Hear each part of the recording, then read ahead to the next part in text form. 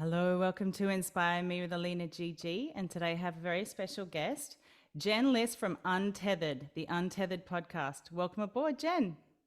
Hi, thank you so much for having me. I'm so excited. There's so much we can talk about today, from listening to what you're putting out there and the conversations you're already having out there. Is very inspiring. So thank you so much for joining me. Thank you. Yeah. So for our listeners, let's just dive right in and have a little intro. You're an international speaker, coach, breathwork. What else have you been up to? That's a lot. I mean, that's all of it. I live in Portland, Oregon, and like to have a lot of goofy, silly fun. And that's in the US for those of you who are not US based on the West Coast of the US. Yeah. Okay, cool. I've never been to Portland, but I love the show Portlandia. Is it a bit like that? Is it quirky? It's like that. Yes, I've got to come and visit. It very much is. It's incredibly quirky.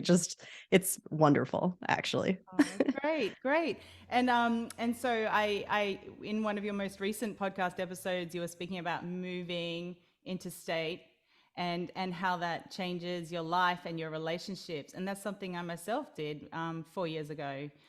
So I just thought there was something there to touch on straight away about the growth that happens during that type of transition. Yeah, it's a lot. What I say is that moving like that is hard, but it's hard in all the ways that you didn't expect it to be hard, and it was easy in all the ways that I thought it would be hard. It's so Yeah, fascinating and so agree. much growth. Like you said, there's a lot of opportunity for just beautiful growth for yourself and for the other people in your life, I feel like too. Yeah, definitely. It's funny in life, isn't it? The challenges before a challenge, it's like the things in your mind you think are going to be challenging, like it's something different. It's always something different than when you expect. It's like that acronym for fear, false expectations appearing real. It's we build up all these stories in our head, and then we actually get in momentum and movement. Things become clearer, and it, yeah. So it's a very interesting process, isn't it? It sure is. Yeah. Yeah. Yeah, great. Well, so tell me more about the concept of untethered and what prompted you to start a podcast with that particular name.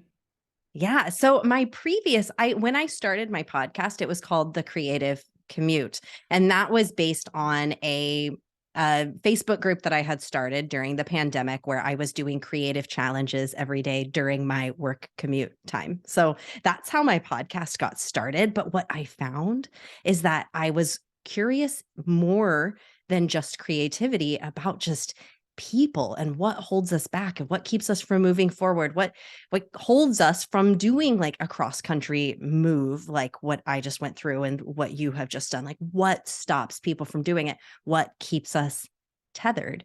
And what I have found is that it's a lot of societal, cultural, relational expectations that hold us stuck. There's fear, all of the things, but so much of it is grounded in just our expectations of one another and what we think the expectations of others are on us. So Oh, that's the concept of untethering, is helping myself and others to untether so that we can get to the core of who we are and what really brings us joy, because that's what's going to bring the greatest joy to others in our lives too, is us being truly lit up and understanding what at our core just makes us so inspired and happy and hopeful. wow. There's so much there that is so beautiful. And it's like if we don't question our beliefs and our conditioning from when we're first in this world, we are run by a 5-year-old, right? There's like all the reference points that we get from a young age, they start to build how we perceive our reality, right? And then when you start to drill down and go, well, actually, what do I really want? How do I feel about this? And when you give yourself permission to check in like that, it's amazing, isn't it? What sort of falls away and what becomes clear, and it can be quite surprising sometimes. I love what you said about a kindergartner, because I often talk about many things with this same metaphor, but like our life is a cupcake and we get to decorate that cupcake in whatever way we want. And so often it's a kindergartner who is just like haphazardly like throwing crap at our cupcake and it's just like a mess. Yeah. Or the perfectionist is running the show Oh who is yeah. like taking their dang time, like taking forever. And so we've got this, it's like this tug of war between these two people who are living in our heads, instead of us just being like, oh, hey, I'm here too. It's actually not the kindergartner or the it's me. It's me in Yeah. here. Wow, that's a great visual. That is really cool. Yeah, absolutely. When we on the perfectionist side of things, when we agonize over things and we think we have to map everything out before we do it, it can be so paralyzing and put us in that state of just like freeze and not being able to do anything.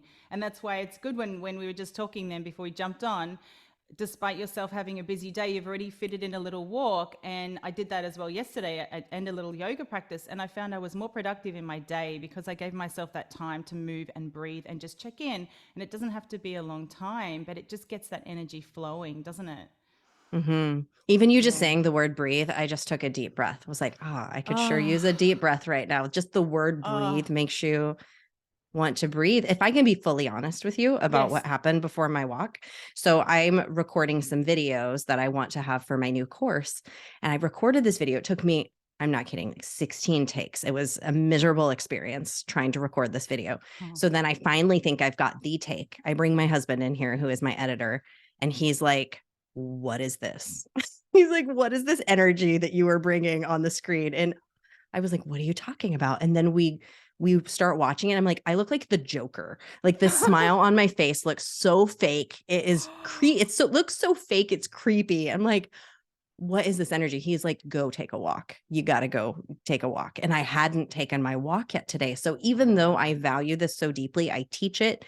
It's so easy for us as human beings to forget to do the things that are really important to us when we have all these things we want to get done. And so it is a constant checking in with yourself and having people in your life who also, I mean, thank goodness for him for being honest and being like, what the crap is this? You know? Absolutely. That is so valuable. And it's sometimes it's not always what we want to hear. We're like, what do you mean? I want to hear all the nice things like, oh, you look beautiful today. But it's so funny because my partner's also got me doing sun salutes every morning, like back into my yoga practice.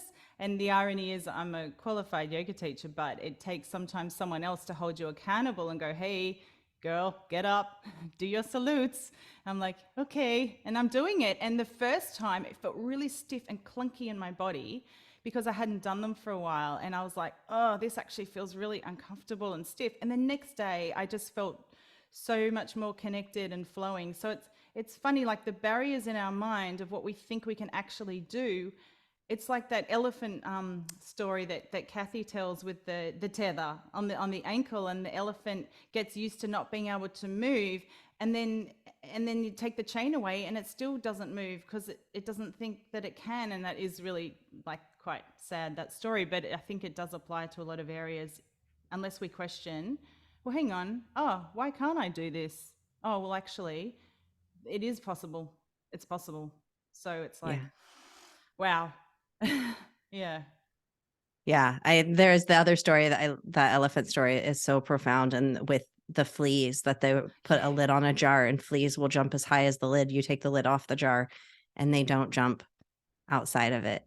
They'll just continue to do it the way that we do it, and we so easily, our brains are trained that way for a reason, to keep us in homeostasis. Like that is why that happens, but we can consciously choose differently. We can consciously choose to go for the walk or to do your sun salutes. We can choose to do those things that we know are actually going to stretch us and help us, because that's when we're happiest, is when we're Yeah. actually growing and going outside of the bounds. That's right. That we don't grow in our comfort zone. We only grow outside of our comfort zone, don't we? And I feel like I'm tuning into now self-compassion, because if there's been generations where, especially women couldn't speak up, they couldn't vote, there were a lot of things women couldn't do. And then no wonder there's like this generational, like almost like subversive suppression. And I don't want to focus on that, but it's like I don't want to deny that either, like that there's a part of what women, overall had to be quiet and play the role of all the expected roles. And just, yeah, I'm just sort of feeling that coming up for releasing now as I'm connecting with it. And I think sometimes as we're healing, it's okay to connect with an energy and feel it and acknowledge it, and then release it, and then it's like, wow, then I feel even stronger and more empowered because I haven't denied that part of me that goes, I just want to crawl up under the doona. Mm-hmm. Okay, was that an Australian word that I don't know? Oh, duvet, quilt. What do you Oh, guys say? duvet. Oh, I I love was it. like, what is this word you just used? This is fascinating. Okay, dinner. Rainbow cave. Yeah. Oh, cool. Yes, yes, yes. Yeah. So. Beautiful. Yeah, it's so true. Compassion. I'm first of all convinced that compassion is the true cure to so much. Is simply holding ourselves and others with compassion and understanding. That I talk so much about untethering and about releasing, but the actual secret, it's a little bit of a trick hand, because the actual secret is to meet yourself exactly where you're at and to be okay with it. That's actually how you achieve greatness. It's how you achieve more, is just meeting yourself and having absolute complete compassion for yourself, meeting others with compassion. That's really how we move forward in this world. We think it's about like just like busting through things and like letting go of things. And sure, that feels really cathartic and great. And I'm all about doing some of that too. The real growth comes when we are capable of meeting ourselves with curiosity and compassion. Beautiful. That feels really sacred. And I felt the energy shift then when you were speaking into that. So thanks for going there. Well, thank you for bringing that to mind, because it really is it's so important. And we carry so much, right? We carry so much from history and the generations before us and the things that we ourselves have gone through. And a lot of times we're carrying the future too. And we don't have to be, but we do. Yeah, that's true. Absolutely. Yeah, I guess the best thing we can do for the world is our own healing. And that's the best gift we can give the people around us, right? So true. Yeah, and I heard on one of your episodes recently when you were speaking about a yes and following the breadcrumbs of yes and a full body yes. And maybe we can speak into that with the breath work. How does that, yeah, is there anything in there to dive into? Yeah, I think one of the biggest things, I don't know if your listeners are familiar with breath work, if they've tried breath work. uh, I'm a breath worker. That is something that a skill that I operate with, and I'm a firm believer in it myself, in the way that breath work allows us to meet ourselves with compassion, to meet ourselves exactly where we're at, and to feel into our bodies. So many of us are actually untethered from ourselves in a way. It's like we're so tethered by all of these expectations and we're untethered from ourselves. So what breath work does for me and for many others is to help bring you back into your body, release the other things, and come back to yourself and be able to feel, what does a full body yes feel like to me? Because 5 years ago, I would not have known. I Yeah, could not right. have told you what yes feels like in my body. It's the first time somebody said that to me. I was like, what the heck are you talking about? I don't even know what that means. So breath work is a means of, right, using your breath to bring you back into your body. Let the flurry of the mind go so that you can tap into your higher self, your whatever you want to call it. I do a meditative practice with it where it really helps you to meditate while also feeling into your body. So you can really feel like, what is a yes? What is a no? What does that feel like? And the more you practice it, the better you can get. And it helps you make amazing decisions, decisions that are aligned for you, which are the best decisions that you can make. Wow, there's so much in there. So absolutely, like, so with the breath work, is it similar to pranayama in the Indian tradition? Because I studied yoga in India in an ashram on the Ganges River, and we did some pranayama and things like that. Or are there new techniques now that people are doing? There's so much. There are lots of kinds of breath work. What I do is more similar to that. So it's meditative, but there are different ways and it depends on the person. Like with my father, I breathe with my dad and we do like counted breaths. You know, what you hear, like 1, 2, 3, 4, 5, 6, 7, 8, 2, 2, 3, 4, 5, 6, 7, 8, or box breathing. These are common patterns that can help you to simply calm your nervous system through counting or through like making maybe you like look up the wall and breathe in, and you look over to the other corner and breathe out, and do a box with your breath while you also using your visual. Those are ways of doing breathing. And then the way that I generally do teach is more like full embodied into a meditative state, going through a journey, doing self-awareness work at the end of that journey after you've let your mind go and back. So I'm not sure if that answers your question, but maybe Oh give some yeah, enlightenment on all the different, there's so yeah. many ways. That's There's fun. screaming, there's like all Yeah. different kinds of breath Oh, work. cool. I love the one you're speaking of that you teach. That sounds amazing, because then the outcome at the end is more clarity and more direction, and it gives you something tangible to take away and implement straight away into the rest of your life, and in terms of Yeah. achieving your goals. And so, do you offer an online program, or is this just through one-on-one coaching with yourself or retreats? Yeah, I do multiple things. So I offer breath work in deep dive packages. So for somebody who's like, I really struggle with fear. Like I have just this fear of whatever, but I want to achieve blank. Say I want to write a book, but I'm terrified. I would take them through a journey of multiple breath sessions, giving them different sessions on that topic. So I love to do a deep dive. I liken it to, I used to be a hairstylist years ago. I loved when somebody would accidentally dye their hair black and they wanted it back to blonde. Like that's what I feel like I love to do with breath work, is bring somebody through a process that is going to help them get from point A to point B. So that's what I love to do with breathwork, and it does a lot of meeting yourself. I also have a coaching program that has breathwork highly, highly incorporated into it. So it's called Made for More, and it helps somebody to achieve whatever goal they are working to accomplish with coaching and breath brought together. So Oh, somatic work and mind and body. that sounds like a very powerful combination. Yeah, that's amazing. For some people, Yeah. mindset work is perfect. They've got a connection to their body, and they might not necessarily need, I think the embodiment work is needed for most people in our world, but Mm, for some of us, you're not going to get anywhere with mindset work if you don't do this. yeah. It's so necessary, so essential. Mm, absolutely. Both are very important. Yeah. Yeah. Yeah, Yeah. that's interesting, because I heard you speak about the 80-20, and it's like, okay, previously, from a coach, I've heard, it's mostly 80% mindset, and then it's like now it's 80% embodiment, and it's like, I guess it's, yeah, just checking in with that, and then seeing what it feels like, I suppose. And you need both, and we don't really need to overanalyze what percentage or do a pie chart or anything. But yeah, let's agree.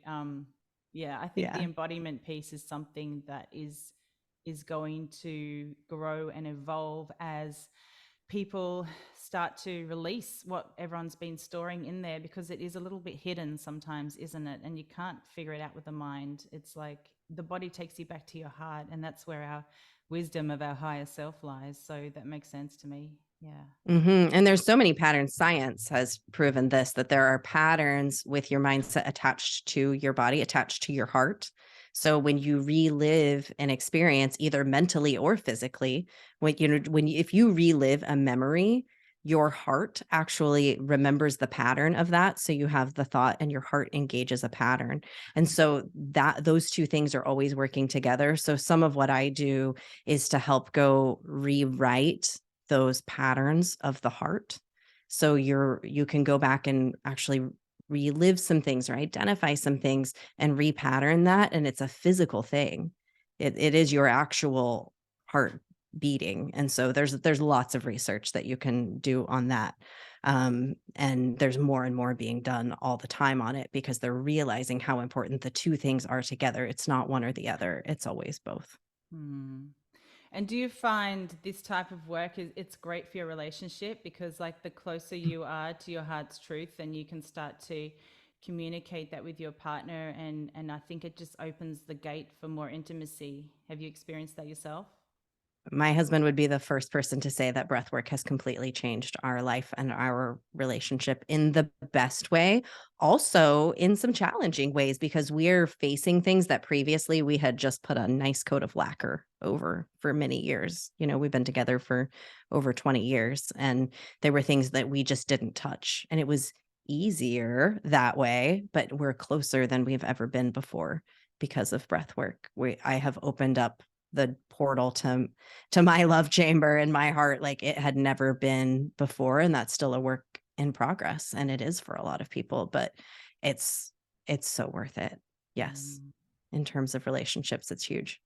Wow, that's amazing. What a gift. Yeah. Such a gift. Such a Yeah. gift. Woo.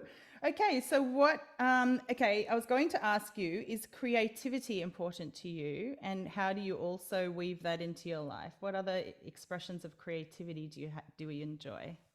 Yeah, creativity is so dang important. It is embedded in my life in general. However, I was long a creative imposter, what I felt like I had tons of creative imposter syndrome. Even though I was a hairstylist for many years, I was a creative writer for many years. I just feel like I don't paint, I don't make things with my hands. That's not my mode of creativity. I like to use words online, things like that I've always loved. So yeah, it's deeply embedded in my life, but I also deeply understand the people who don't identify as creative. And I want them to all understand how creative they are, because not believing that you're creative is holding you back. If you don't believe that you're creative, that is like step one to changing your life, is admitting that you are indeed creative, because at your heart, at your soul, at the base of what you are is creativity. You are made of it, right? We each are. And so I'm very passionate about people admitting to themselves how creative they are. It's such a portal to Yeah. amazingness. That just brings to mind Julia Cameron and The Artist's Way. I was fortunate enough to come across that book 20 years ago, and I did morning pages, and that totally that was a game changer for me. She's amazing.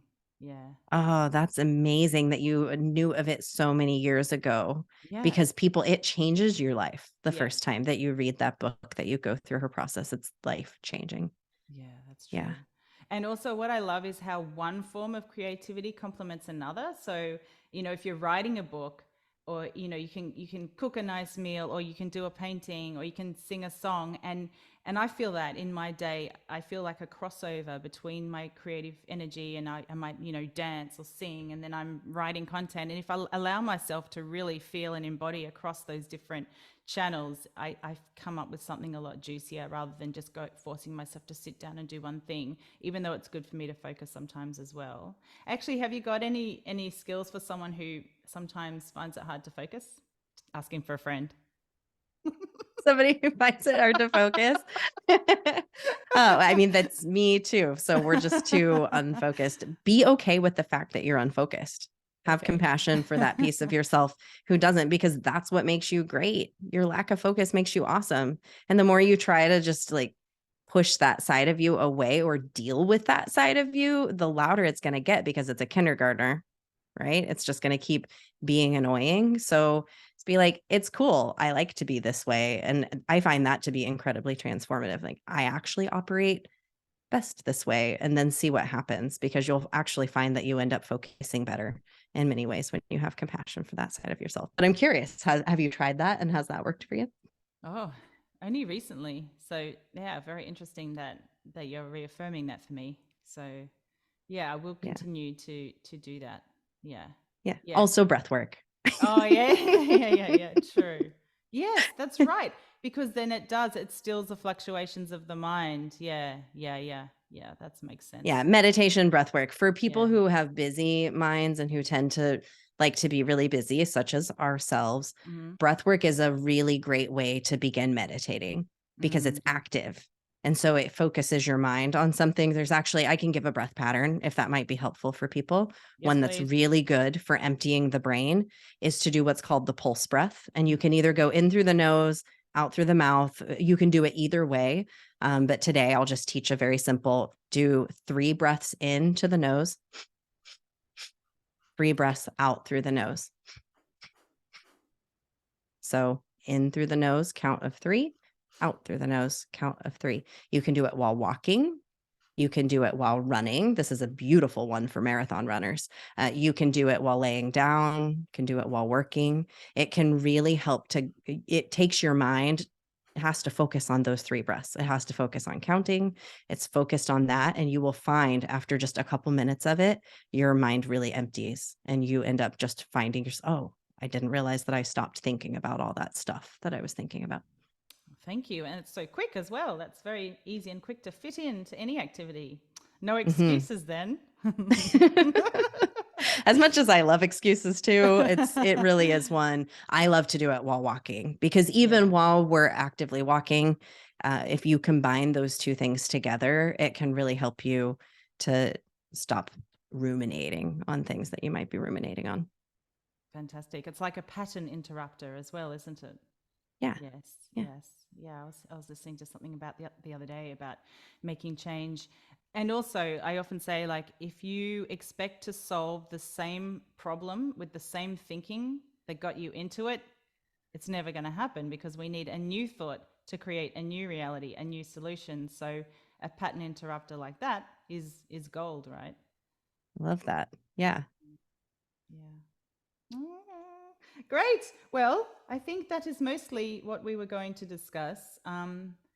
Yeah, I mean, how do you balance your work and the rest of your life? Are you quite structured and segmented? Do you plan a lot? I have never been much of a planner. And the more what we talked about earlier too, about just having understanding that that's how I work best. I love to work. And especially because I'm working on what I feel like is my life's work, I could just do it all the time. So I more have to plan not work because I love to work. So it's like, okay, I'm going to walk at this time and I'm going to have dinner with my husband and I plan the non-work stuff and I'm actually okay with that. Like, and we've had conversations about it. Like, this is great for me because I love to sit down from like 9 to 11 PM. That's when my creativity really kicks in. And so I'll work on some hard stuff at that time of day.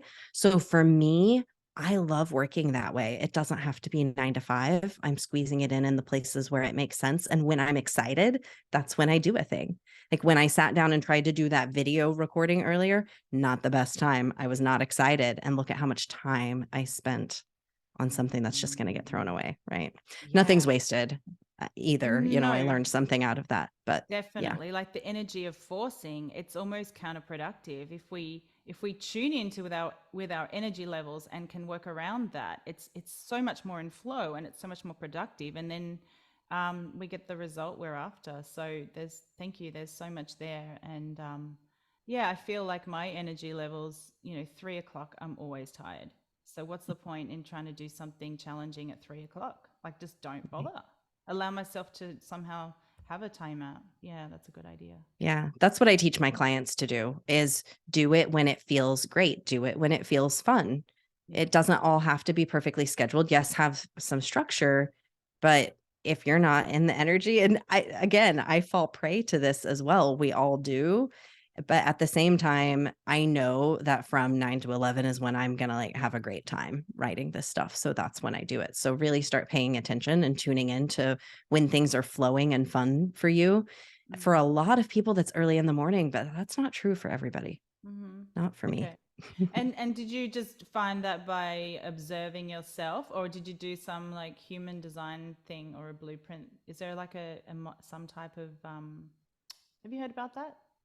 Yeah, I for me, I discovered that simply by watching myself. And Yeah. I think anybody can probably do that. Kind of just when do you find yourself wanting to do this and start Yeah. taking note of that? Okay. However, I love a good Enneagram, human design, all the things. I just Yeah. talked to a numerologist this morning. All of those things fascinate me. Anything that can help us to understand who we are and what we're here to do. I'm like soaking all that up all the time. Yeah, great.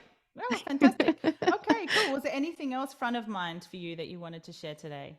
No, can I just share that your curiosity and just the way that you ask questions and this is just such a delight. So I'm Oh, thrilled to be here and thrilled for anyone else who comes on your podcast and all of your listeners because it's truly a delight.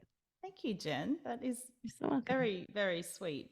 Yeah, you inspire me, and I look forward to watching you more closely and working with you. Yeah, that's fantastic. Likewise. Yeah, I'm really resonating, and you're so authentic and you're so embodied. And the breathwork piece that subconsciously, even though, many years ago, like I said, I studied it, it's like I'm a different person now in a different world. And I really want to tap in deeper into that again. And I really feel like that's a key. And so, yeah, thanks for sharing. I look forward to delving more into that aspect as well. Yeah. So You're how so can people, welcome. Thanks for having me on. thank you. And so how can people best find you and work with you, Jen? Yeah, so you can go to jenliss.com. Everything that I have to offer is up on there on jenliss.com. And you can listen to my podcast, Untethered with Jen Liss, and all the places. You can also find that on my website. And I'm on Instagram at untetheredjen. Oh, thank you so much. Have a Thank great you. one. Ciao.